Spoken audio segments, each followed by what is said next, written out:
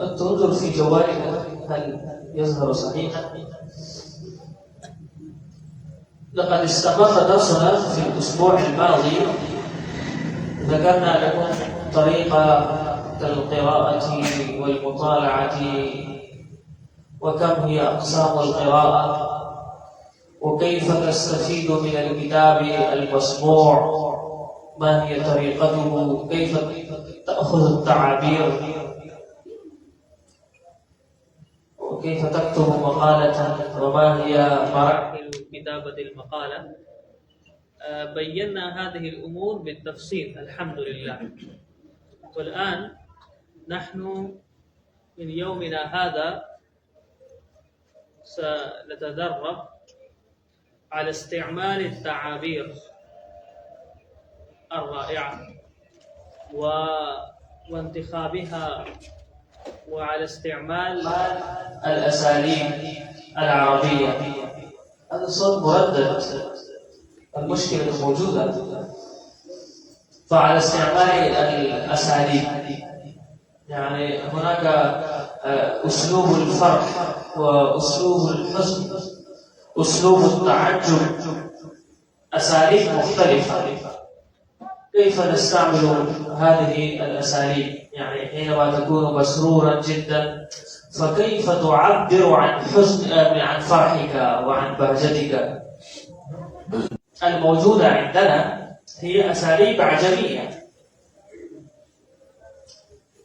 تحفظ المفردات والجمل، ولكن حفظ الأسلوب، كيف تحفظ الأسلوب بدون النظر الكثير. صب يصب معناه ومبارك والناس بجوانب صبني في المجموعة. صب يصب معناه باردة كما أنت تصب الماء في الكأس.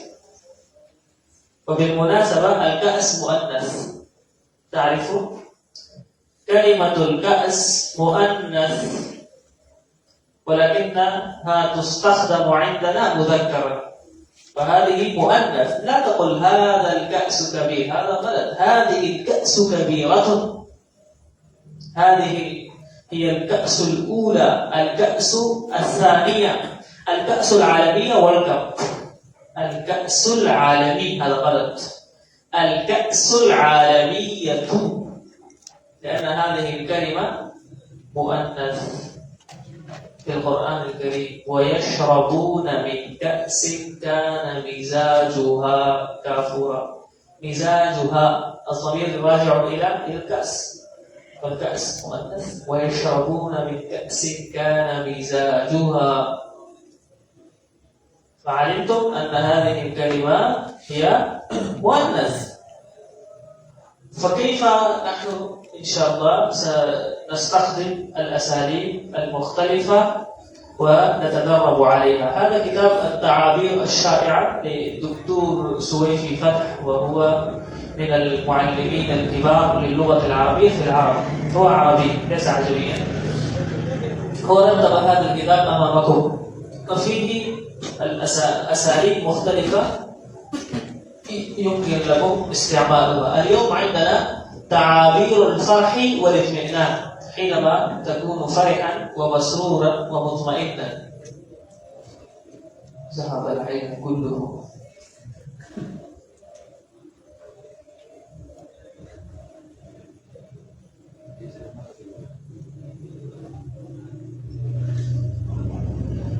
أم لا؟ تقرؤون الكتب؟ أنت تقرأ يا شيخ؟ تقرأ الكتب أم لا تقرأ؟ أنت أيها البرنامج هل تقرأ الكتاب؟ نعم. بدأت المطالعة؟ نعم. ما اسم الكتاب الذي تقرأ فيه؟ قصص النبي. قصص النبي. وأنت؟ دروس البلاغة. دروس البلاغة تقرأ؟ العربية للناشئين. أين هذا الكتاب؟ ليس دروس البلاغة، دروس اللغة. صحيح، الجزء الثاني. جيد. وأنت تقرأ أي كتاب؟ نعم. تعليم المتعلم وطريق التعلم، فيه آداب. أنتم ماذا تقرؤون؟ أنت لا تقرأ، أنت لا تقرأ. ما أنا بقارئ. نعم يا شيخ. صاحب النظارة الجميلة. قصص النبي. أي جزء؟ أين هذا الكتاب؟ لا أين هو الكتاب الذي تقرأ؟ أين موجود هو؟ أين هو؟ أين هو كتابه؟ أين كتابك؟ كيف هل أنت تكذب؟ كيف تقول أنا أقرأ قصص النبي وهو غير موجود عندك؟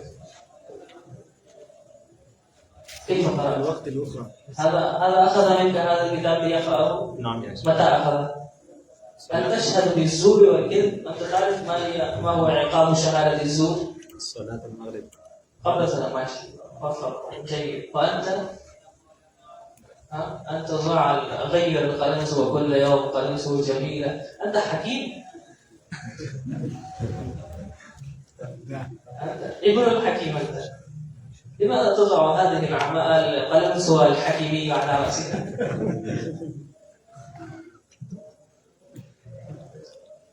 لا تقرأ.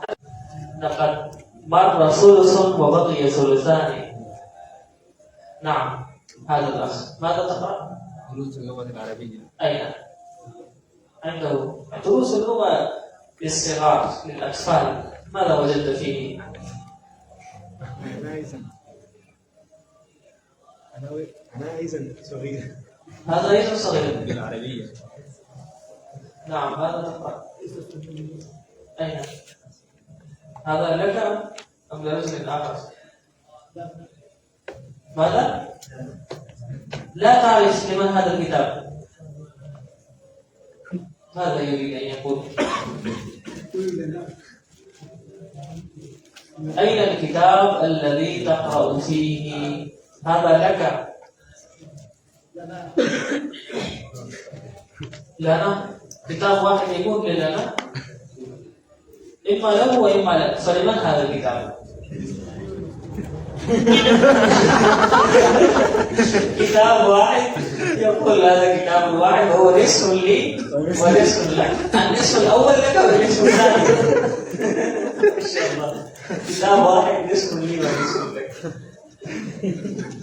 لأنه إذا قلت هذا الكتاب لك فأين كتابك؟ وإذا قلت له هذا كتابك فأين كتابه؟ ففرارا من هذا الجواب يقول هذا نصف لي ونصف لي. لماذا عندك نصف الكتاب وليس كامل؟ نعم. لماذا عندك نصف الكتاب؟ أنت مسكين. أنت من المساكين والفقراء لا تستطيع أن تشتري كتابا كامل. هذا بكم ربي هذا الكتاب؟ بكم اشتريته؟ وكم؟ 200. أنا أعطيك 100 روبية أكمل هذا الكتاب صح؟ أكمل شراءه. نعم هذا. كيف حالكم؟ أنتم بخير؟ قرأت؟ لا بهذا الفخر والاعتزاز. لا أقرأ. لا أقول أمسي. قبل الأمس قبله وقبله في أي يوم من الأيام. ما هو الكتاب الذي جئت به إلى هذه المدرسة وترغب في قراءته؟ وطالع كتبا مختلفة صحيحين اسم 3 كتب. طالعت قبل الحضور في الدورة. أنا أتحدث عن هذه الدورة. ماذا تقرأ في هذه الأيام؟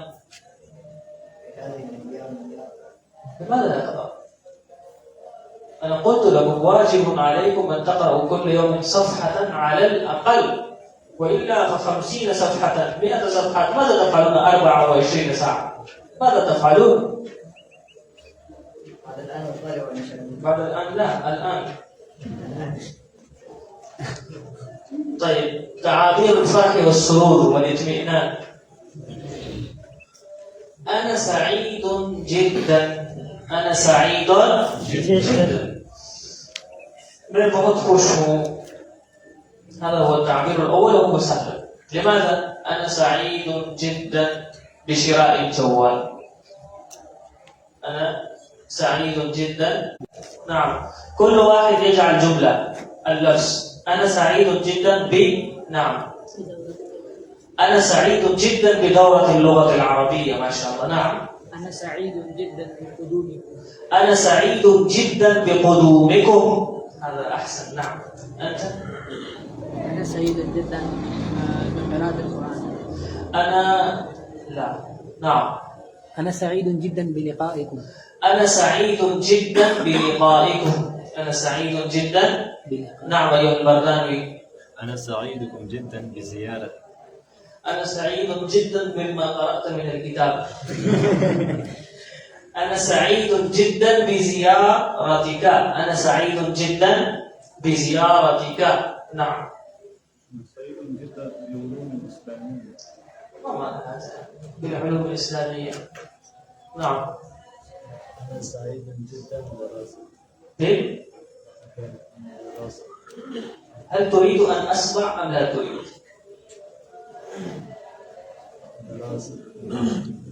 بالدراسة. أنا لا أسمع شيئا. إن كنت تريد أن أسمع فارفع صوتك. أنا سعيد جدا بدرسكم. صحيح. أنا أيضا سعيد جدا بحفظ صوتكم. نعم، هذا الأخ. أنا سعيد جدا برؤيتك. برؤيتك. أنا سعيد جدا بنظرك في الكتاب. أنا سعيد جدا برؤيتك. أنا سعيد جدا برؤيتك. فهمتم؟ مجھے بڑی خوشی ہے. هذا أيضا تعبير. الأسلوب الثاني هو أنا في غاية السرور. أنا في ما معنى أنا في غاية ما بانتهاء خشوع. لحد زيادة خشوع. أنا في غاية السرور شيخ. أنا في غاية السرور كون جملة. أنت يا أخي اترك القدوم والزيارة واللقاء والرؤية والنظر. نعم، شيء جديد. أنا في غاية السرور. نعم. أنا في كيف هذه الجملة؟ أنا في غاية السرور بالمشاركة في دورة اللغة العربية. أنا في غاية السرور بحصولي على الشرف الأول في الاختبار. أنا في غاية السرور بالذهاب إلى مكة المكرمة. أنا في غاية السرور بلقائي مع الأصدقاء. أنا في غاية السرور ببدء العطلات والإجازات. أنا في غاية السرور بانتهاء اختبار الوفاق. هكذا. مما يملأ القلب فرحا. مما يملأ القلب فرحا. الآن هذه تكون جملة كاملة. صحيح. مما يملأ القلب فرحا. जिस बात से दिल खुशी से भर जाते हैं, जिस बात से दिल बाग हो जाते हैं, वो ये है. نعم. مما يملأ القلب فرحا وسرورا أن عدد الطلاب عندنا كثير ما شاء الله، قريب 40 تقريبا. ومما يملأ القلب فرحا أنني ذهبت للقاء الأستاذ ففرح وسر ودعا لي بالخير والبركة. نعم. ومما يملأ القلب فرحا. نعم إلى الأخ هذا. نعم، كون الجملة الثانية. مما يملأ القلب فرحا. مما يملأ القلب فرحا بذهاب للجهاد. لا يمكن هذا. لا يمكن بذهاب. أنت أبابا وذهاب غلط. هذا ليست ذهاب، هذا ذهاب كلمة ذهاب، ولكن ليس باء. أن توجد هنا باء انظر. فأنت مع السيارة القديمة الفائتة، يعني تعال للسيارة الجديدة. تفكر في هذا الأسلوب. أنت مما يملأ القلب فرحا أن أستطيع باللغة العربية أو أتكلم. نعم. مما يملأ القلب فرحا أن أستطيع التكلم باللغة العربية قليلا. صحيح. مما يملأ القلب فرحا أن أستطيع التكلم بالعربية قليلا. نعم يا عبيد الله. مما يملأ نعم نعم صحيح. مما يملأ القلب فرحا أن أذهب إلى هنا في الدورة اللغة الإسلامية الآن. أذهب وإلى هنا. مما يملأ القلب فرحا أن شاركت في هذه الدورة الآن. مما يملأ القلب فرحا أن شاركت في هذه الدورة الآن. جميل. نعم. فمن بعده ومن بجنبك أنت كذلك أخبرني عن تعبير جديد. مما يملأ القلب فرحا. لا يملأ قلبك فرحا. صحيح. أنت جديد. لا. هذا خلفك جديد. هذا الولد جديد. هل أنت جديد في هذه الدورة؟ كنت حاضر يوم الخميس؟ كان حاضر يوم الخميس؟ نعم. أول يوم وهو يقول أنا جديد. صحيح. أنا فقط قديم. أنت جديد. نعم. صاحب العمامة البيضاء خلفكم ووراءكم. نعم. أخبرني مما يملأ القلب فرحا. نعم. لأني زرني جاري. ماذا؟ لأني زرني جاري. زرت إيش؟ جارتي.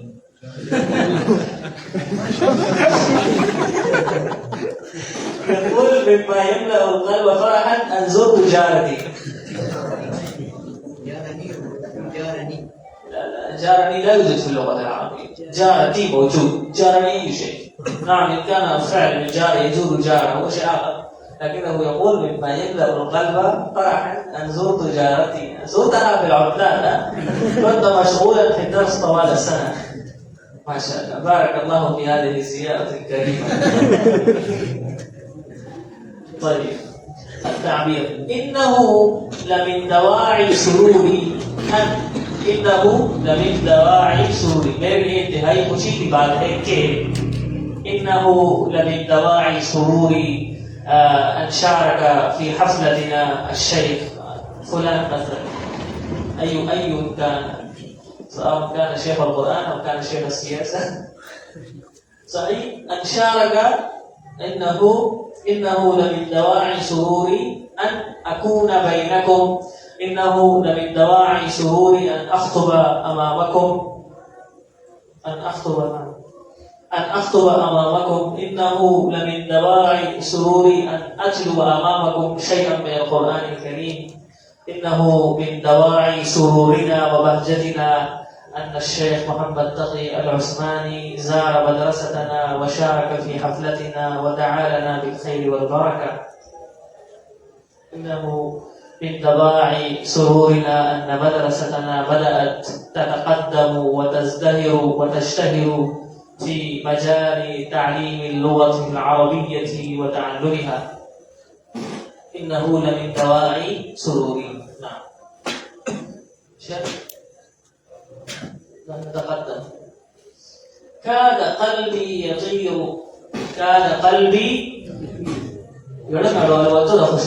قریب تھا کہ میرا دل اڑ جائے، یعنی خوشی کے مارے. صحیح. كان قلبي يطير عندما سمعت خبر نجاحي. جب مجھے اپنے پاس ہونے کا پتہ چلا تو میں اتنا خوش ہوا کہ میرے قریب تک میرا دل اڑنے لگ جائے. پختوں کی وہی پجاموں کی نظر دیتوئی كان قلبي يطير. والاسلوب مختلف. في البشرية پجاموں کے نظر، وبالعربية كان قلبي يطير. الشيء واحد، المعنى واحد، لكن الاسلوب مختلف. وصل لبا عربي کی میں کہنا چاہیے كان قميصي ضيقا. كيف هذا؟ هذا ليس صحيحا، لكن كان قلبي يطير عندما سمعت أن هذا الطالب حصل على المركز الأول في الرفاق. جيد؟ نعم. الآن من يبين لنا جملة كان قلبي يطير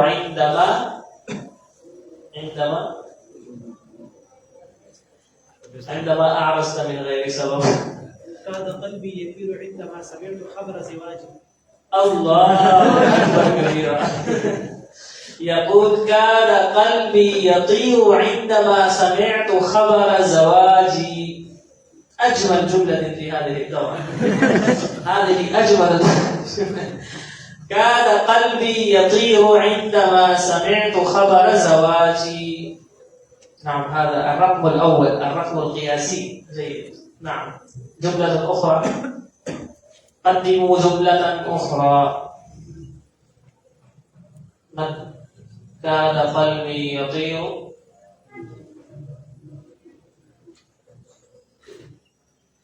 أم أن قلبكم لا يطير؟ كاد قلبي يطير عندما ألقيت نظرة الأولى على الكعبة المشرفة. كاد قلبي يطير حينما رأيت إلى المسجد الحرام من الفرح ومن السرور والبهجة. كاد قلبي يطير عندما حفظت القرآن. نعم. كاد قلبي يطير عندما أكملت حفظ القرآن. عند الإكمال يطير، في الجزء الأول لا يطير. كاد قلبي يطير عندما أكملت حفظ القرآن الكريم. قلبي يطير عندما كلب يا مصطفى. نعم. قلبي. نعم. كان قلبي يطير عندما جئت لا تحب البيت هذا. يقول كان قلبي يطير عندما رجعت إلى البيت ورأيت أمي. هذا صحيح، ورأيت أمي. صحيح هذا؟ نعم. ليس هناك أجمل من. ليس هناك أجمل من. इससे ज़्यादा खूबसूरत कोई चीज़ नहीं है. ليس هناك أجمل من رؤية الشمس وقت الغروب. ليس هناك أجمل من رؤية الشمس وقت الغروب. ليس هناك أجمل من النظر في القرآن الكريم. نعم. ليس هناك أجمل. इससे ज़्यादा खूबसूरत और कोई चीज़ नहीं. نعم. كيف؟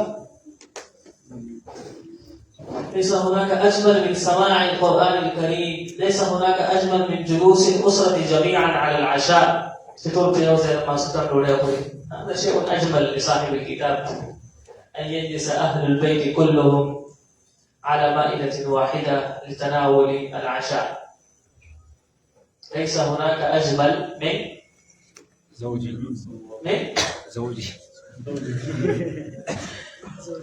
يقول ليس هناك أجمل من زوجتي. ما لكم لا تخرجون من الزواج؟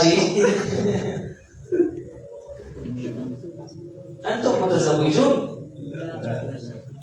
لهذا السبب أنتم تكثرون ذكر الزواج حينما تتزوجون وعندما تتزوجون ثم تعرفون.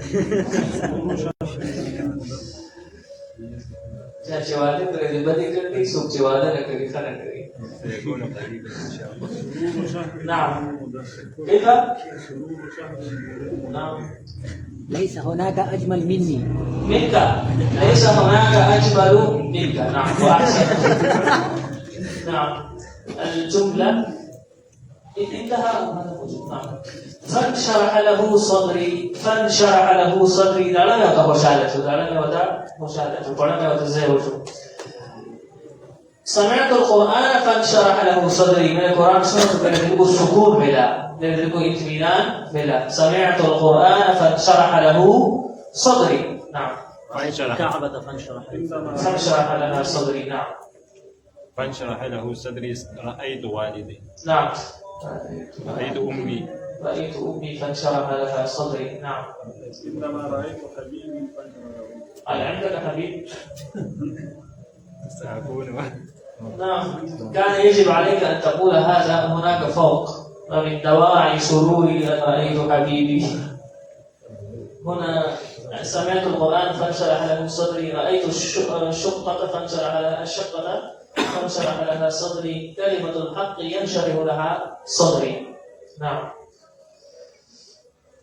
خطبة الشيخ محمد تقي العثماني ينشرح لها صدري. أسمعها بكل نشاط وحيوية. أثلج ذلك صدري. इसने दाढ़े डाले आपको तो रखा मुड़े पे यक्षु कोई की परे रख दाढ़ा पे यक्षु दमर हमारे कंजल فهمت بهذا أثلج صدري، نجحت في الامتحان فأثلج ذلك صدري، الامتحان الباسورد والتوقيع، فرحت كثيرا جدا، أثلج صدري. مثلا هناك طالب هو عمل عملا جيدا فأثلجت صدري، لا أقدر عليك وأحسنت لقد أثلجت صدري. أثلجت صدري بحفظ القرآن الكريم، أثلجت صدري بكتابة المقالة، أثلجت صدري بقراءة كتب كثيرة، أو أثلجت صدري بإطاعة والديك وببر الوالدين. نعم، أنتم إذا قدموا بعض الجمل، أثلجت صدري، أثلج صدري.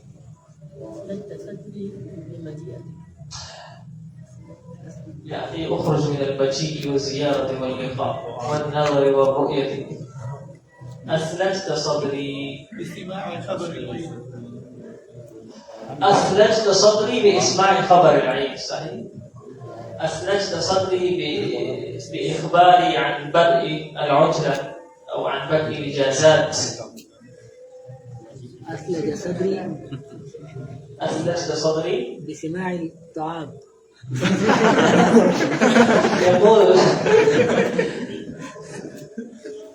يقول أثلج صدري سماع الطعام، كيف الطعام إذا يسمع، الطعام يؤكل لا يسمع. حلال الطعام. عندما سمعت عن خبر الطعام، نعم. ليس كل الطعام، هل يثلج صدرك أن تأكل العدس؟ هل يثلج صدرك؟ قليلا. نعم، لقد أثلج صدري خبر طبخ أو طهي البرياني. نعم هذا صحيح. السمك. نعم أو السمك، لكن ماذا تفعل بالعدس؟ طعام الملائكة. جيد. انتهى. فهذه تعابير مختلفة، صحيح. انشرح له صدري، أثلج صدري، ليس هناك أجمل، كاد قلبي يطير وفوقه مما يملأ القلب فرحا، إنه لمن دواعي سروري، أنا سعيد جدا، أنا في غاية السرور. هذه تعابير مختلفة.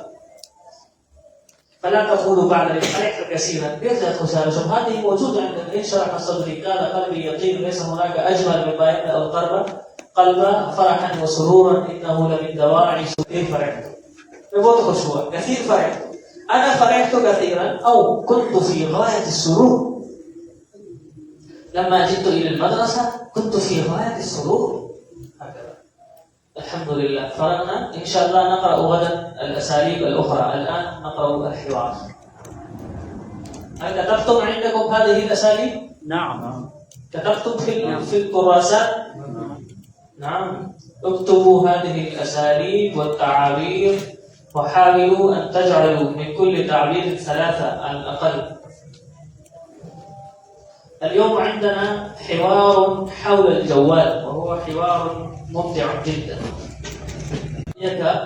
حول اقتناء الجوال. وددت، ما معنى ود يود؟ चाहना. ود يود चाहना. मैं चाहता हूँ لو أبديت، أبدا يبدي إبداء ظاهر करना، أبديت मैंने जाहिर किया, बदा यबदू ظاهر होना। वदित, मैं चाहता हूँ लव अपडेट राय हौल इक्तिनाई जवाल, अगर आप अपने राय का इजहार करें हौल इक्तिनाई जवाल, मोबाइल रखने, मोबाइल खरीदने, मोबाइल इस्तेमाल करने के बारे में। सही। الجوال ما معنى الجوال؟ موبايل. اقتناء الجوال موبايل इस्तेमाल करना. ما لك تتساءل وأنت أعلم الناس برأيي فيه. هذه انظر إلى هذا التعبير، وأنت أعلم الناس برأيي فيه. تأخذ طول زيادة فترة زمان سرايا. وأنت تعلم أكثر من جميع الناس ما هو رأيي في الجوال، وأنت أعلم الناس برأيي فيه. تفكروا في هذا التعبير. आपको तो सब लोगों से ज्यादा पता है, आपको तो أنت تعرف أكثر من جميع الناس. لا، وأنت أعلم الناس برأيي فيه. आप तो सबसे ज्यादा जानते हैं कि मोबाइल के बारे में मेरी क्या राय है। रजौतु अन उनाक़िशक,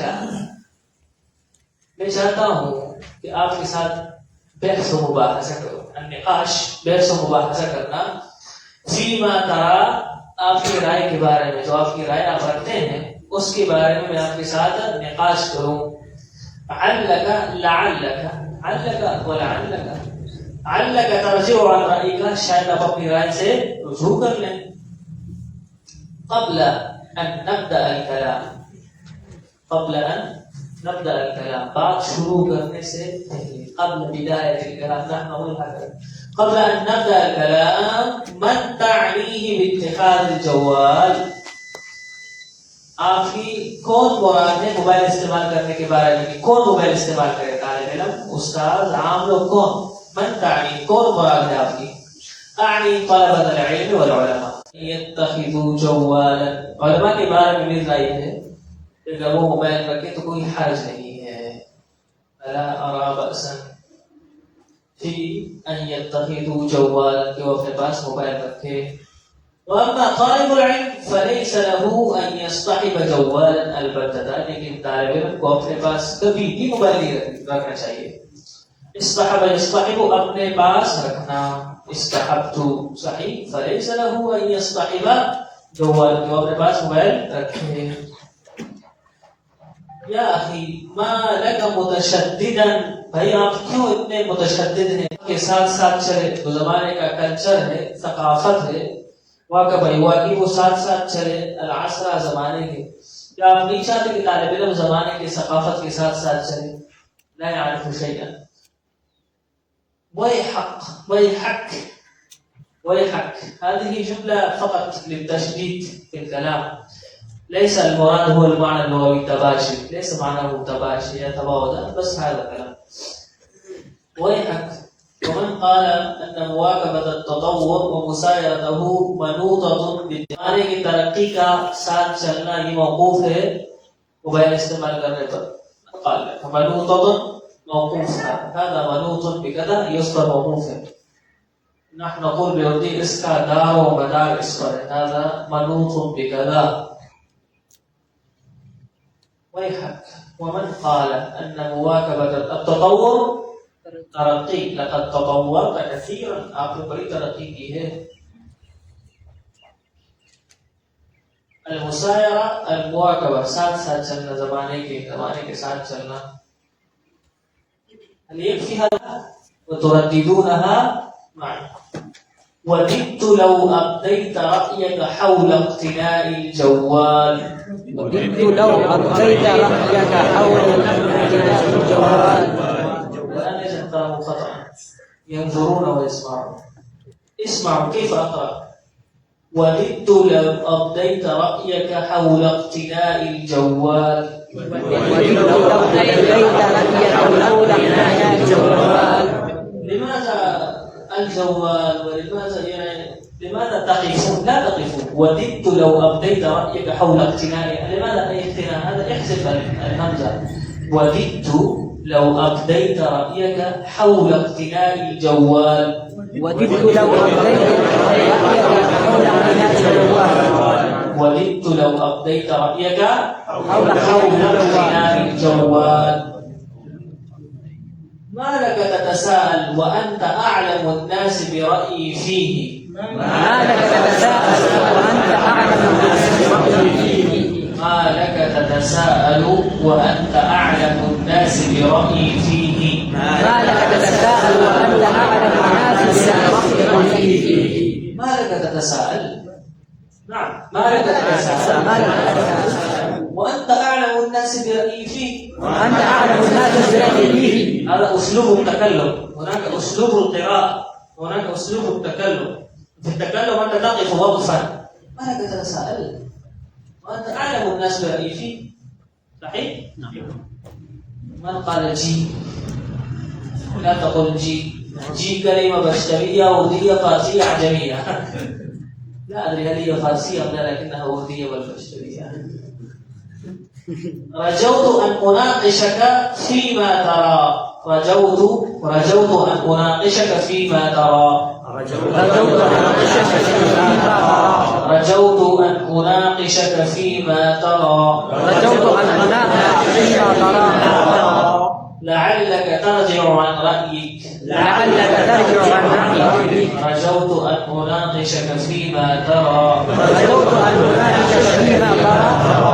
لعلك ترجع عن رأيك لعلك ترجع عن رأيك قبل أن نبدأ الكلام من تعنيه باتخاذ الجوال من تعنيه باتخاذ الجوال قبل أن نبدأ الكلام من تعنيه باتخاذ الجوال من تعنيه باتخاذ الجوال قبل أن نبدأ الكلام من تعنيه باتخاذ الجوال أعني طلبة العلم والعلماء أعني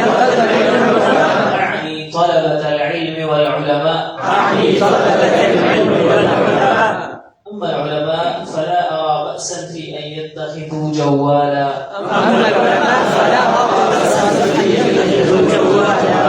أما العلماء يتخذوا جوالا فلا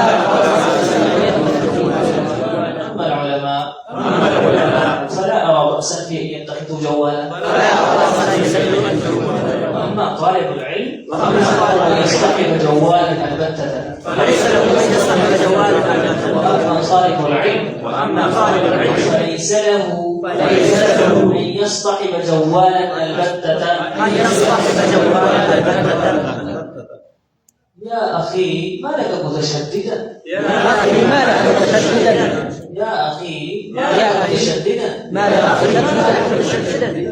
ألا تريد للطالب أن يواكب العصر بحضارته ألا تريد لطالب العلم أن يواكب العصر بحضارته أخي لماذا لسانكم غير منطلق اقرأوا جيدا ألا تريد للطالب أن يواكب العصر بحضارته لا تريد لطالب العلم أن يواكب العصر بحضارته لا تريد لطالب العلم أن يواكب العصر بحضارته ألا تريد للطالب أن يواكب العصر بحضارته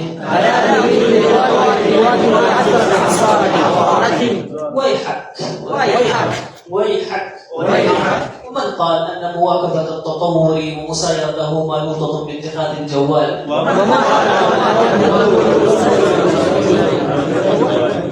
لا هذا غير صحيح ومن قال أن مواكبة التطور ومسايرته منوطة باتخاذ الجوال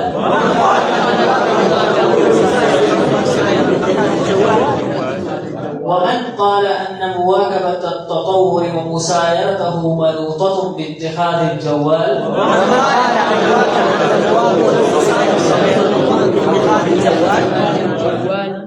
صحيح؟ أغلق هذه الصفحة أنا أسمع منهم. نعم الآن هل يحفظ أحد تعبيرا من هذا الحوار؟ نعم أخبرني تعبيرا. لا أغلق الكراسة بدون النظر في الكراسة. ما هي التعابير التي حفظتم اليوم؟ أخبروني من الابتداء إلى هذا الوقت. ما لك تتساءل ما لك تتساءل كوجا جوا وأنت أعلم الناس برأيي وأنت أعلم الناس برأيي. نعم تعبير جيد. رجوت أن أناقشك.